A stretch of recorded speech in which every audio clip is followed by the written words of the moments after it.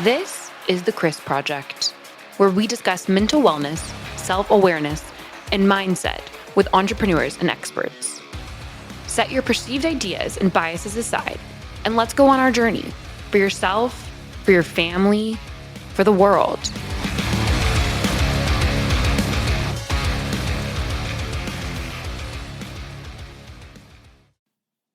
Welcome to another episode of The Chris Project. I am your host, Christian Brim. This is my first solo episode of The Chris Project, and I'm going to tell a story. So bear with me if I ramble or the path does not seem straight, because it probably won't be. I'm going to tell you a story about the last year, 15 months, and what has changed in my business and my life, and how I think that's important. So I'll start with January of 25. I was invited to a mastermind in Managua, Nicaragua, with a group. It was a mastermind of digital agency owners. And I was very shocked because on the surface, there was no indication.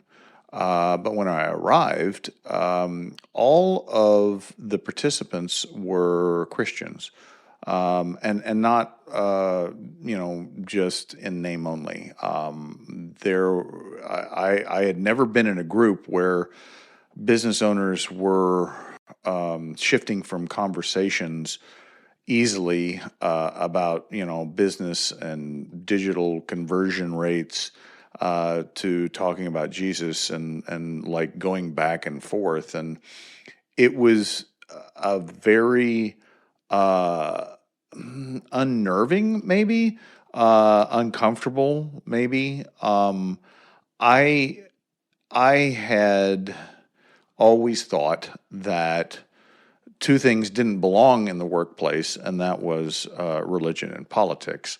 Kind of like the way you're supposed to treat your other relationships, that you kind of, don't talk about those subjects that might make people uncomfortable. And, about the time that I got invited a few months before that to that mastermind meeting, I had made the conscious decision that I did not want to live my life that way anymore. I have been a believer in Christ since I was 16, and had very poorly tried to live my life as a Christian for my adult life.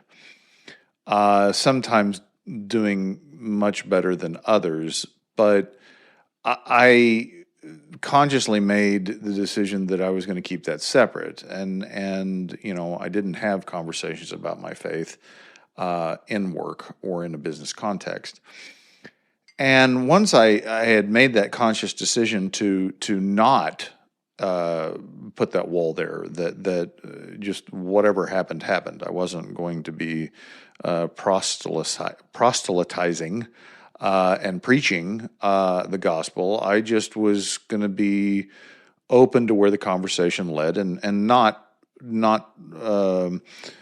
keeping myself from having those conversations. So when I show up in Managua, I was like, this is kind of strange. And then I joined Perry Marshall's mastermind last year, and I went to my first meeting for that in a couple of weeks later in Chicago. And I got there, and it was also a gathering of believers. Not on the surface. It was not advertised. It was not promoted. But, the conversations, again, were business and faith. And that kind of really was a strange pattern, but I'm like, was this always here and I just didn't notice it? These groups were always there and I just didn't go into the rooms, or was this, something that was new? And I think it was the former. I think I wasn't maybe consciously or subconsciously willing to go into those rooms because I was not comfortable with that marriage of those two things. So I proceeded to go through last year. I had 3 years ago we had pivoted to a target market of serving creative professionals, and I had sat in the head of revenue seat for those 3 years or 2 years, and it had some success, but I realized that I was not the right person in the right seat, and I was not the person to be doing this. So I made the decision to promote my marketing director to that seat, and um, the first thing I noticed was a change in perspective. When I was not the one trying to solve the problem, uh, it was a different perspective on the problem, right? And it also affected the leadership team in that when I was sitting in the seat, it was very easy for them to just defer to me. And it was, well, that's marketing stuff, so Christian can figure it out. We don't really know anything. We're a bunch of accountants, right? But with Delana in the seat, that dynamic shifted because now they were looking at her for results, and it required them to approach it differently when she did not have success, like I had not had success. In other words, they could hold her accountable, but they could not hold me accountable. Yeah. Um, and so that went on for a few months, and I I was really struggling with letting Delana fail. I knew when I put her in the situation, in the position, and I pulled her aside from the outset and said, "Look, my biggest fear is I set you up for failure, and I don't want that. I don't want you to fail." I knew that she didn't have the requisite experience, but I thought, okay, she can learn, and we'll be patient, and she'll figure it out. And as she failed, I was really, initially I was trying to be a good coach and a good leader, and like, okay, what are you learning from this? What can you do differently next time? Why did you make this decision? What could you have done differently? Those kind of conversations. But as the failure continued, I became increasingly anxious and started meddling even more. I would make more suggestions, even to the point last year where I got off on this half-baked idea of having a live event. And that even further confused Delana and the leadership team, cost me probably about 30 grand in money because the event never happened. We didn't sell any tickets, and we'd already made commitments to the hotel and the venue and all that. And so last year, as a leader, I feel like I completely failed. I feel like I didn't lead the right way. I led out of fear most of the time. Even to the point when we came to our quarterly in the fall, I was like, I was distraught. I was like, I don't even know if I should be here. Like, I feel like I'm causing more trouble than I'm helping. And do you guys even need me here? That was the exact question that I asked. And I remember the reaction was, well, like, yeah, you kind of have to be here, right? It's your vision, what you want. And I I I think reflecting back on last year, what God did to me was through a very painful process, allow me to release my identity in the business. And we've talked a lot on the Chris Project about how um, entrepreneurs, especially male entrepreneurs, find a lot of their identity and purpose in their business and can't separate the two. In other words, if the business is successful, then I'm successful. And if the business is a failure, then I'm a failure. And I, through the pain of the experience of getting out of any box except the visionary and integrator, I came to the place where I could legitimately say, my identity is not tied to the success of the business. Now, I can't tell you where my head was that it came to that. Maybe it was just the emotional frustration. Maybe it was like, I just gave up. Like I can't do anymore. I can't make it anymore. But I came to that place where I could say success or failure of the business does not make me who I am. I am independent of that. Most entrepreneurs start a business to control the variables. On the surface, for me, it looked like, well, I want to bet on myself. I think that I can succeed and provide financially for my family more than working for someone else. And those surface rationalizations are great, but the reality was I was trying to control the outcomes. I was trying to fix something that was broken in me. And I don't think I'm unique in that. I think a lot of entrepreneurs show up without that understanding, and sometimes they come to that understanding over time. But it's that control variable that we're looking for. We're trying to, through the control of the business, fix and heal what is broken in us. I've talked about this in various places, in my book and on the podcast, but my origin story is that my parents were divorced when I was 2, and my mother lost custody of me at 3 to my father.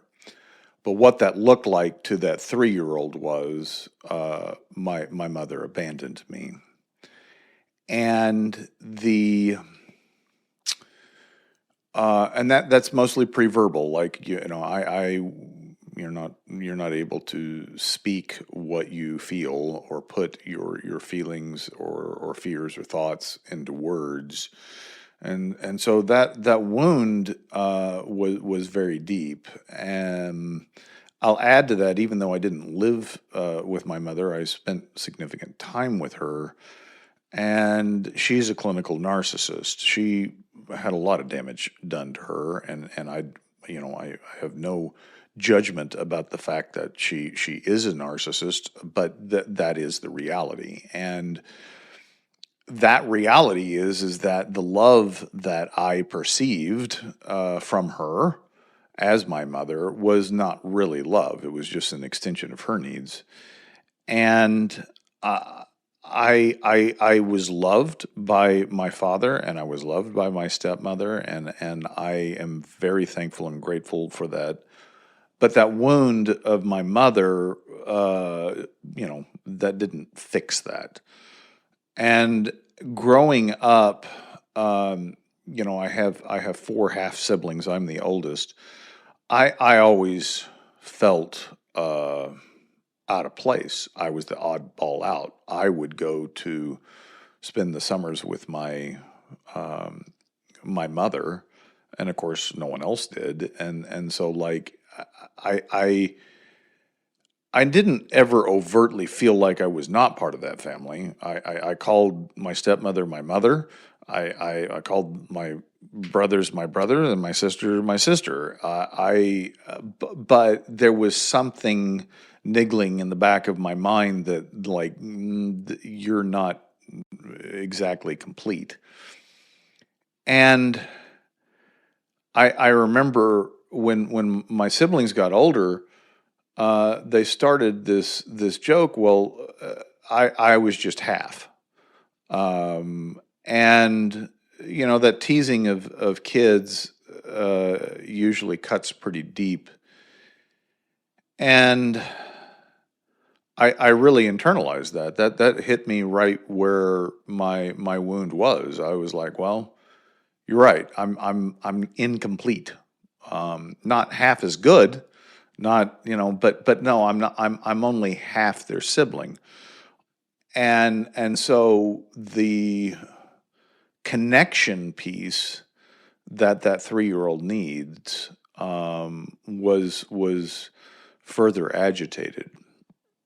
Fast forward to when I was 16, the family business went bankrupt, and my grandmother died at that same year, and she was kind of the matriarch that held the family together. And between the two of those events, my family dispersed, and for economic reasons, um, and that also hit me in the wound. And and so that was the origin story for my why of helping business owners with their money, um, because I didn't want other people to go through what I went through. And so what I perceive is that I built the business for the right reasons, but I moved into repeating certain patterns that were very counterproductive. And those patterns were primarily around control. If I am valuable, if I am successful, if I create this, then I'm okay. That, I'm not worthy of being left. Um, but as it was reflected back to me, that was just an insurance policy. It wasn't a verdict. It was I was protecting myself by being useful. I was protecting myself by being successful, and it just papered over the wound. It didn't heal the wound.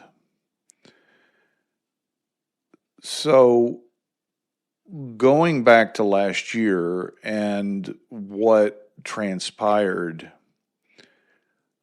eventually last year I got to the point where I was like, the business is not my identity. I hadn't healed the wound, but I had made that separation. Psychologists call it the subject object. I was no longer the subject. The business was an object. It was not my identity.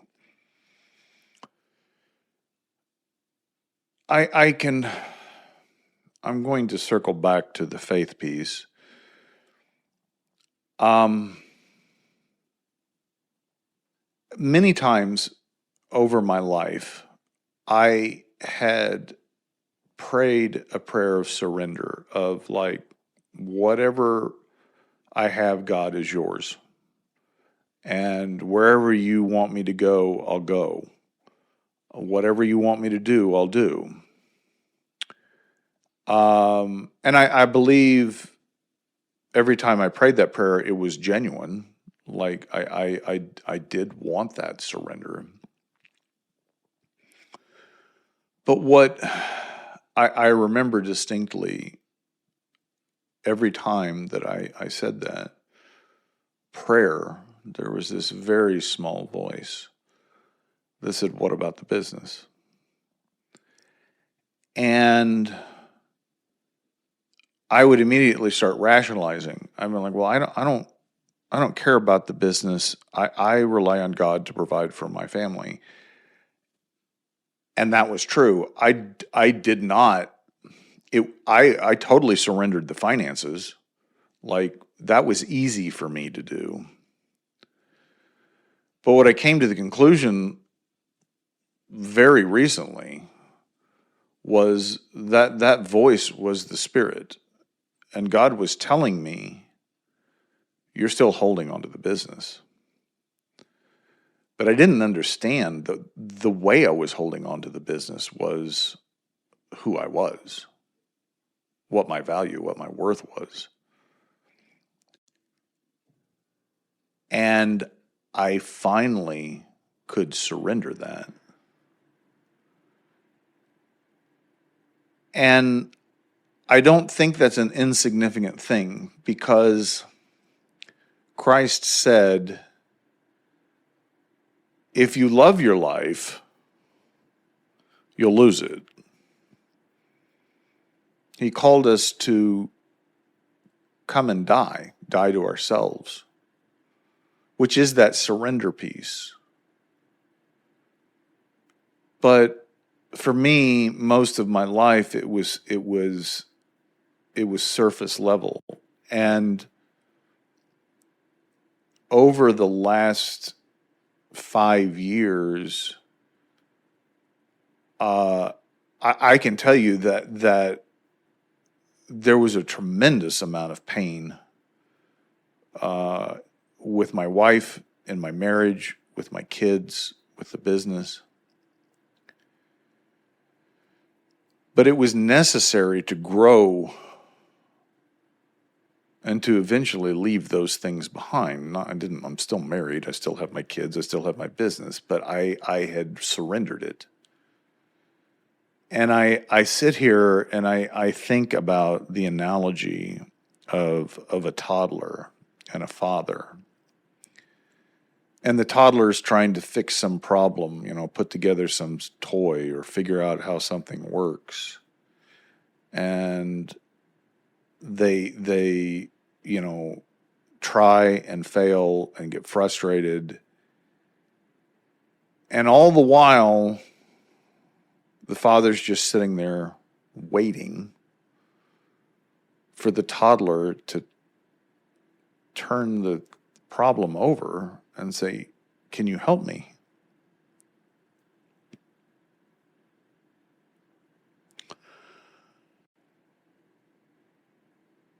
And it took me a real long time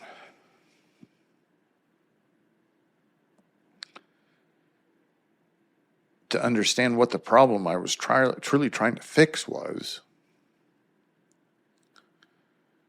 and to surrender it.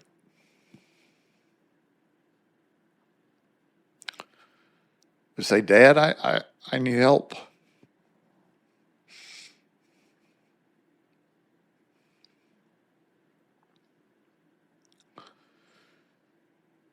And the loving father was always there.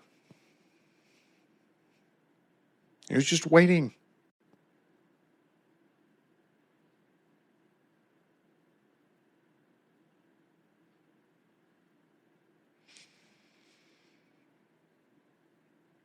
And it's almost like he's saying, "Okay, you did fine with the business. But let me show you what I can do. Let me show you what I want you to do."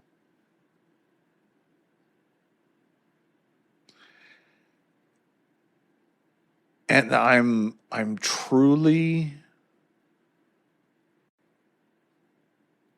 I'm truly eager to see what he can do now that I've gotten out of the way. And I don't know what that will look like. I doubt that it will just be growth or any metric of success from a worldly standpoint. But the reality is my passion, my why on this earth is to help specifically those creative professionals have a business and have finances that support their family, that doesn't wrap them up in something that consumes them, that's not profitable, that takes all their time. And I want the vision that God has set before me is I want to help more of them. And I don't know what that's going to look like. And I think I'll probably be very surprised looking 5 years on and looking backwards and saying like, I never would have come up with that myself. Like, this is crazy. I tell all of you this because if you're in a place of pain and frustration and anxiety with your business, know that there's a purpose behind it. There's a reason why you're suffering these things. There's something that you're trying to fix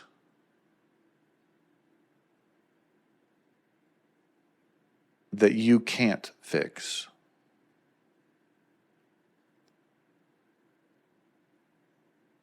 And hopefully you'll reach the point of surrender to say, Dad, I need help.